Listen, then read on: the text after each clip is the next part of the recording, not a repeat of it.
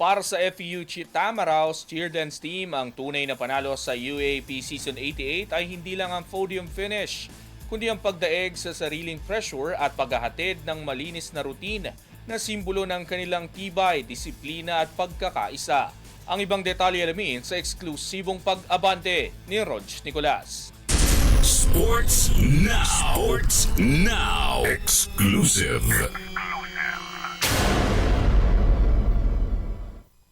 Pinatunayan ng Far Eastern University Tamaraos Cheer Dance Team ang tunay na panalo sa UAAP Season 88 ay ang pagdaig sa sarili ng pressure at paghatid ng malinis na run habang bonus na lamang ang kanilang podium finish. Inihayag ni Ana Marie Biag ng Far Eastern University Cheer Dance Team na ang pinakamabigat ng hamon ng season ay ang araw-araw na paglaban sa sarili ng pagdududa. Kaya itinuring nilang tagumpay ang maayos na performance ano man ang resulta ng husgahan. Sobrang saya po kasi yung lahat ng pinapagawa namin, sacrifices, dugot pawis na nilaan namin dito sa routine na to, sa performance namin, is nagbunga and worth it siya kasi panalo eh.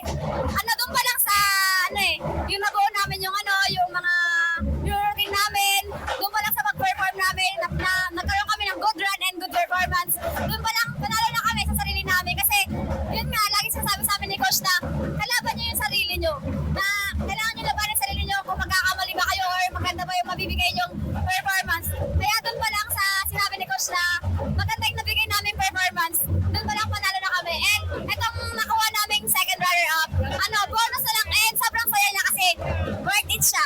Yun lang. Itinaas naman ni Toby Kit Javier ang kanyang pinagmamalaga sa FEU program, ang iconic Mario routine. Ngunit inigit na mas matibay ngayon ang samahan at disiplina ng kasalukuyang grupo. Pinaka-biggest proud na routine, siyempre yung Mario. Kasi iba pa din talaga yung atmosphere, yung tao, yung pagmamahal. Though, mas mahal namin yung isa't isa ngayon sa loob ng team. Pero yung Mario po talaga yung pinaka gusto ko na routine. Nagtapos ang FEU sa ikatlong pwesto na may 658.5 points sa likod ng Adamson sa second place at ang National University Fed Squad na sumisisid ng ikasyam na corona. Binigyan din ng team ng pinakamahalagang panalo ay ang nagpapatunay na kaya nilang lampasan ang sarili nila at sama-sama may buong tiwala sa sistema. Ako si Rog Nicolas, Abante Sports, nauna.